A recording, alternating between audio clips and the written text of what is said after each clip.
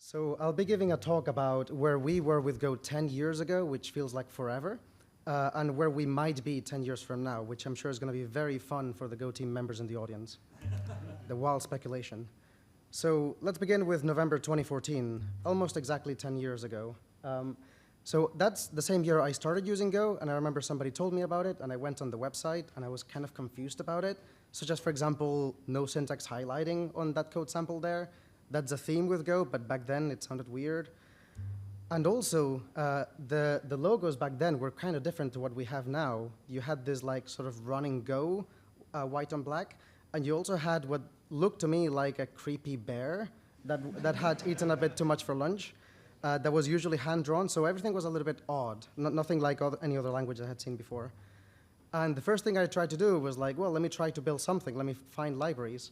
So you would go to godoc.org, but then you basically only had keyword search. So finding stuff was kind of difficult as well. And almost 10 years ago, Go 1.4 was released in December 2014. And there were big news in 1.4. The runtime was rewritten from C to Go, because initially Go had to start from somewhere, and that somewhere was the toolchain and the runtime being written in C. The initial official support for Android was released as well. They introduced internal packages, which nowadays are pretty common, but back then did not exist. They also introduced Go Generate, which again, you might have just assumed that it always existed, but it did not. And they also moved from Mercurial to Git, which was fun because I didn't know Mercurial, so I didn't have to learn it at all. So they swapped what I guess is pronounced readveld with Gerrit, which is a code review system on Git. And they swapped Google Code for GitHub. And now, show of hands, who knows what Google Code is? OK, I'm getting old. It's OK.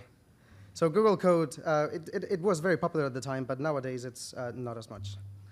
So what was it like to use Go 1.4? So because of Go toolchain, now not only can you go forwards in Go versions, you can also go backwards, which is pretty cool. So if you set Go toolchain equals Go 1.4, and then you run Go, the first time it will download it, and then you're just running it. It just works, as long as the Go toolchain is set to that string as an environment variable. So I can create a directory and then start a module, right? But hang on, Go mod doesn't exist. There's no such thing as a module. OK, so let me just ignore that and try to use a dependency. Let's pick a package that's so old that it already existed in 2014, such as co-op. So let me try to use a specific version of it. Nope, you're not able to. What can you do? You can use go get with the D flag for historical reasons that you don't have to know anymore. And then what would that do? It doesn't even say anything. It doesn't write to a Go mod file. There's no modules. What exactly did that do back then? What it did is it git cloned a project, for example, from a VCS like Git, to your Go path / source. And some of you might even not realize what or know what Go path is, and that's great because this wasn't exactly easy or good to use. To the point that at the time, my first Go job was around 2015, and we maintained a library, a set of packages that we did sell as a product, but they were also libraries for other people to use, right? So I would go to work on a Monday in London, and the first thing I would do is update all dependencies on my machine, because we weren't pinning dependencies in any way. There was no Go mod file. Did that work, updating all dependencies? Because maybe GitHub or GitLab or Google Code were out at that precise moment. So maybe the go get itself for updating all dependencies didn't even work. Let's assume it worked, which is a big if. Then I tried to build everything. Did that work? Who knows? Because there was no way to follow semver or to ensure some compatibility guarantees with dependencies. Some people did use import paths like go package.in / v1, v2, and things like that, but that was not common by any means.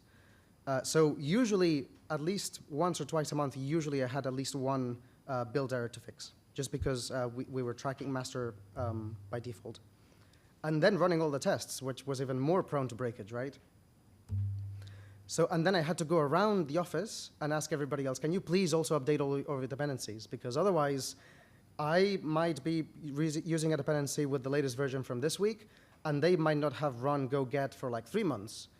So we might be developing with entirely different versions of the code for our dependencies, right? And only then, usually about 30 to 60 minutes later, I could actually get on with my work. So what ended up happening is that you would have like a line of gophers all running after what is effectively the latest version of all dependencies, especially with open source that moves relatively fast. And this was especially hard if you were the gopher in the middle, meaning that you had other open source dependencies, but you were a library yourself as well. Because not only do you have to chase others, others have to chase you as well. So everything, as soon as anybody pushed a breaking change, even if they didn't intend to, then there was like a cascading effect of everybody doing go-get and finding surprises. Now, generics as well. Today, you can write a generic stack implementation, even if it doesn't use a constraint, it's just any. And then you get methods that are type safe, and it's great, everything is amazing. 10 years ago, you did not have that, not even 5 years ago. So you would use empty interfaces. You could do it, it's just that you lost a lot of the safety, right? So you would have to typecast into, for example, in this case, string. And you also lost the safety of actually not making the mistake of mixing types. So in this case, if I push an int, it might work, it might panic, it might lead to wrong behavior, who knows, but the compiler doesn't prevent that from you. There was no LSP, no language server, which Alan spoke about yesterday. So Go Please was first released in 2019, which is relatively recent compared to 2014. There were a bunch of tools that you could use with your editors back in 2014. So for example, there was GoDev by Roger Pepe, which gave you a go-to definition that was reasonably fast, but it was reasonably fast because it was very hacky. So we can just pretend it does not exist at this point. Go Code gave you code completions. It was really smart, but really slow. Go Imports fixed imports, which actually worked pretty well. But again, because you ran it once, it had to scan your Go path to find packages that you might be missing. So again, pretty slow, especially for large projects. And you also had Guru, which you could ask it complex questions and then wait a while if you were patient enough. So it was kind of the smartest of the tools, but also the slowest. So all of these, you could set them up, but that was work for you to do. They were slow, and it was an inconsistent setup. You would go to any Go developer in 2014, and I assure you that they had a different combination of editors and a number of these. There was also no context. So there wasn't a standard way to coordinate timeouts or deadlines with your libraries or the standard library or anything else, or even within your own project. And there wasn't a standard way to keep request information in your Go routine. And these days, this is fairly common, for example, for HTTP or RPC request handlers, right? And you did not have APIs such as net dialer dial context, which is often used with timeouts, command context, which is used to cancel running commands as external processes. And again, if you want to send out an HTTP request with a context for a deadline or a timeout, back then you could technically do it. It was just much harder to do. No error wrapping, and this is my favorite. Suppose that you want to add context to your errors. Do you choose package/errors? Do you choose Go errors? Do you choose ergo? Do you choose multi-error? Do you choose errorx? And there's at least a dozen others that I don't dare to try to remember. Now, none of these was bad in particular or wrong or a wrong choice, but everybody had to make a choice. And I can bet you that if you make a choice, your upstreams and downstreams made a different choice. And most of these libraries were not compatible with each other. So if I'm a library and I wrap an error in one way, if my caller uses another library to try to unwrap my error, it might not work at all. What about garbage collection pauses, sometimes called stop the world? Because what they do is stop the execution of your program so that the garbage collector can do its job, right? So around Go 1.4, 10 years ago, the pauses where your program could do nothing else were about 10 to 100 milliseconds long, especially if your program had a big stack, a big heap. Between 1.5 and 1.8, huge improvements were made. Most of the work was actually made concurrent to your program doing work. And the pauses went down to below a tenth of a millisecond, so tens to hundreds of microseconds, to the point that I'm willing to bet that most of you don't even think about GC pauses today. It's just that good today for most use cases and programs. So now let's think about what is already in motion today. The first one that I really like is iterators. So iterators were introduced in 1.23. So you do have the iter package with sec and sec2, or seek. Yeah, sequence. Seek. Okay, I'm not going to pronounce it that way. Sure, GoFumt or GoFumt or GoFMT, right? Like everybody has different ways to pronounce these. You also got 4 range over iterators, so now you can range over a function basically. And you did get the first standard library API, such as slices, maps, and also Alan snuck in one for GoAST, which is pretty useful. And Go 1.24 is getting more, such as the strings and bytes packages, and also some in the Go types API for its methods that give you collections.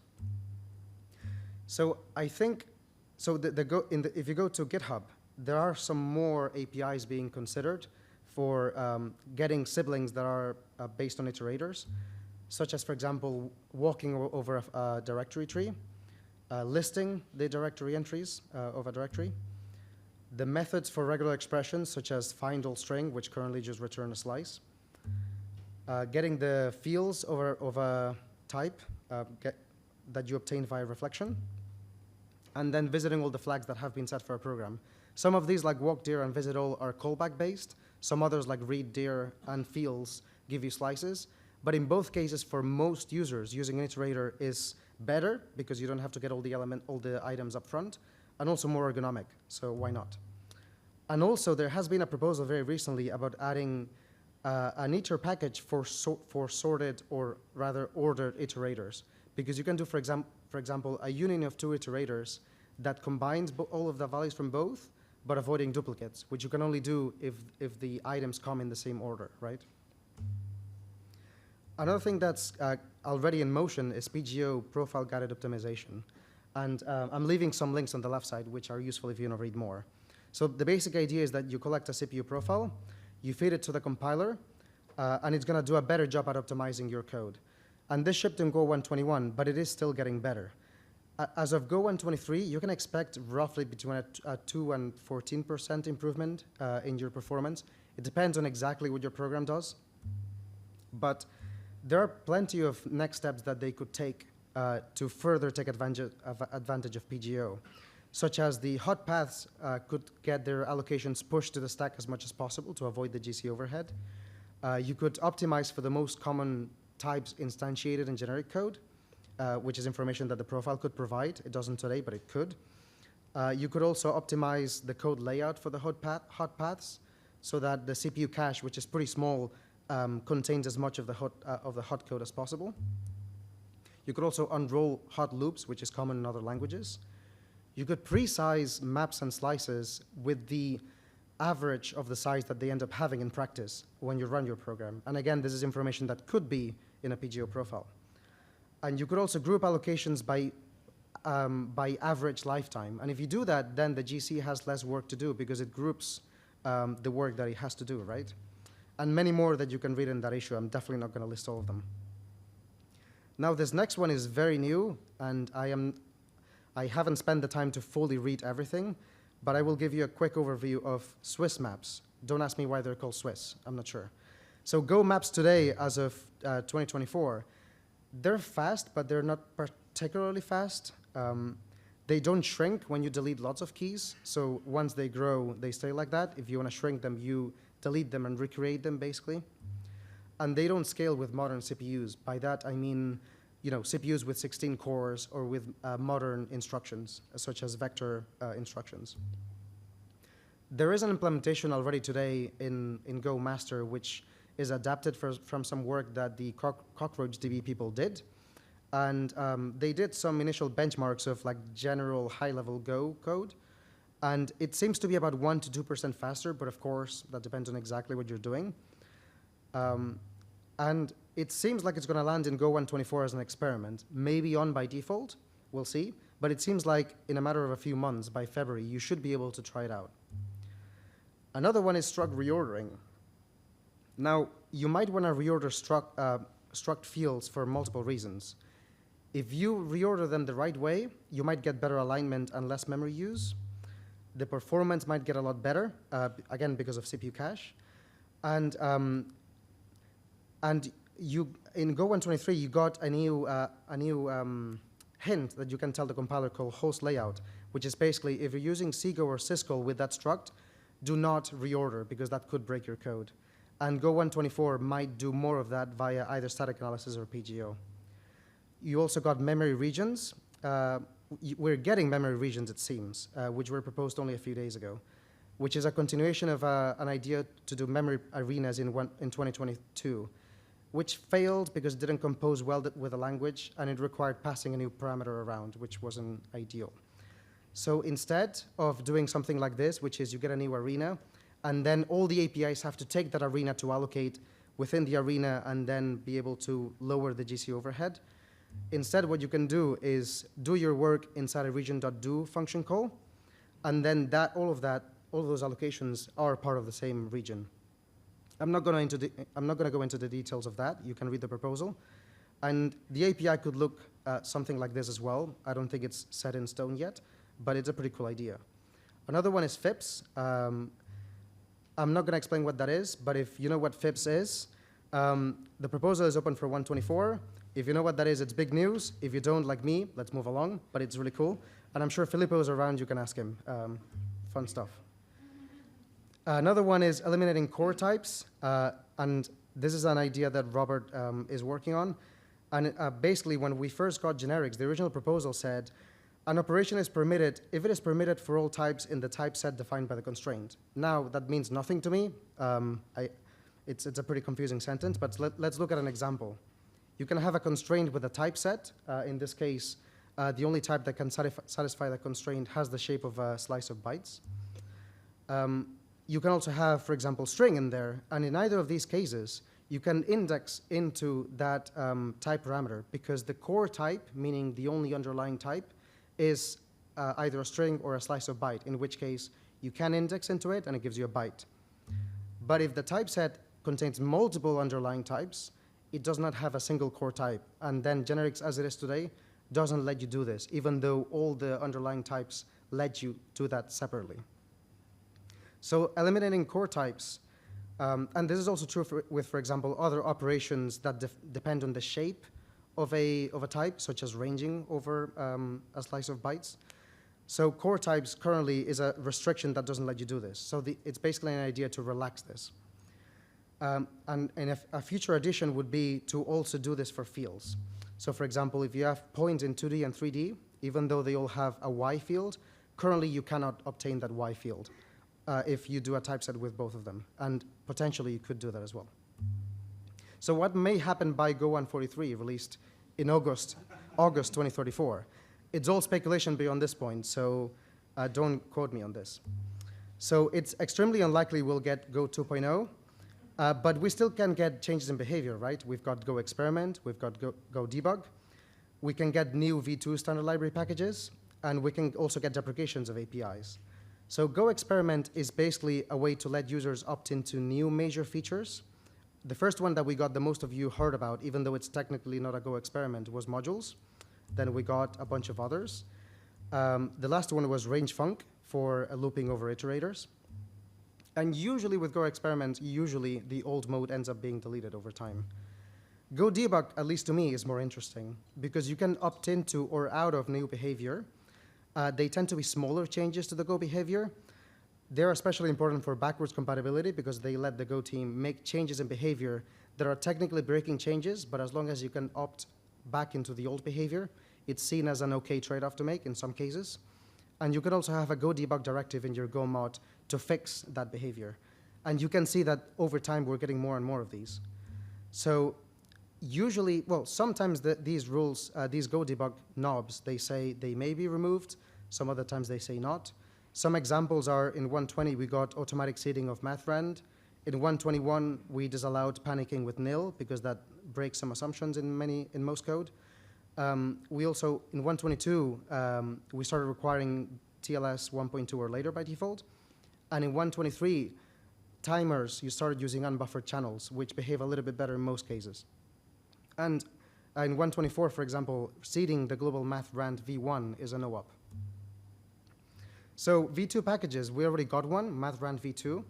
You could say that NetIP and Slog were kind of V2 packages, although they're not technically called V2. So based on a number of reasons, such as UX or performance or security, I argue that we will see within 10 years a JSON V2, HTTP V2, because it's difficult to use correctly by default as both a client and a server, and also database SQL. What about standard library generic types? As of Go 123, we have a bunch, iterators, we have nullable types in SQL, because SQL has nullable columns. We also have atomic pointer, we have unique handle for interning values, and we have plenty of room for more, right? One of them could be an optional, which is, I think, the top priority, or at least should be the top priority. If you have a person with an optional age, you can use omit empty, but the moment we talk about a baby whose age is 0, then even though that value is technically present, omit empty works on 0 values, right? So that does not work. We can use a pointer, which is the usual thing people suggest, but then you can no longer just assign 0. You have to do something like this, especially with basic literals, basic values. It is possible the language will gain something like this to get pointers to basic types or basic values, but let's not assume that's going to be the case, right? Because it very well could not be. So I argue that potentially we could see something like an opt package, where you can say opt of some generic type, and then obtain a value. And then that's basically a tuple of the value itself, and a Boolean or a bit or whatever else to just say whether it's set or not. So in this case, I would say opt of int, and JSON and all the other encoding libraries, because opt would be like a blessed or built-in optional type wrapper. They would know how to handle that, as opposed to, for example, like we talked about errors, 10 different standards for this, right? And then I could support a set 0 value. Other use cases for opt-off, you could say that it's a replacement for SQL null, which is much more, it's only for one use case. It could be used for any number of encoding and decoding libraries for optional fields. And it could also replace pointer to T for any use case where you don't want to be jumping around memory for the sake of the cache, right? Or maybe your T is so small that you really do want to pass it, for example, in the stack. So then a pointer to, for example, the heap is undesirable. Another one which I wish I had is an ordered map. You can do this technically today yourself, but having a slice next to a map is not terribly efficient. And it's also a bit of a pain to have to implement yourself, or like we said before, choosing one of the 10 different ordered map implementations out there. So I wish we had a maps.ordered, even though it's a fairly simple thing. This is really useful actually for encoding and decoding while persisting the order of keys or fields. And this is, again, important because encoding and decoding libraries cannot support 10 different standards for this. And you could also swap from a slice to get faster lookups if you wish. And you could also have a program that works on maps, but keeps deterministic order, especially with iterating over maps, right? Because otherwise it's just randomized. Another one, another feature that I think we will get within the next 10 years is better use of modern CPUs. And by modern, I mean CPUs from 10 years ago, literally. Because these CPUs contain vector and matrix instructions, right? And these can be great for example, scanning memory, which the GC already does. Decoding large byte inputs. For example, I've seen some people do JSON decoding with these instructions, which is a bit crazy. And also all sorts of other use cases that you might see C++ or Rust used for. Go, of course, has a portability balance here to strike. So you could imagine a first package that is mostly portable, common ground vector instructions that are common across, for example, AMD 64 on ARM 64. And then you could get other smaller, or rather larger, arch-specific packages that you could only use on specific Go arches that would give you much more power but less portability. And lastly, I have some honorable mentions. And these are going to be the ones that are possibly the most difficult to get right. One of them is some types, because some types kind of overlap with generics, with the typesets. I still wish we had them, but they're kind of tricky to strike a good balance with. Stronger type inference, especially with composite types, so that you could, for example, pass a config struct to a function without having to spell out the type name. A general zero value, so that you don't have to return some struct, empty string, nil, and so on. You can just do, for example, underscores. Constant maps, structs, and slices, especially for globals, so that you can have sort of read-only globals. Read-only types, but I think that's going to be super difficult to get right. Non-nullable types, also super difficult to get right. And finally, I'm going to wave my hands and say that we will have figured out error handling in 2034. But we shall see. First, we have to agree on what that means, right? And that is it for me. Thank you so much.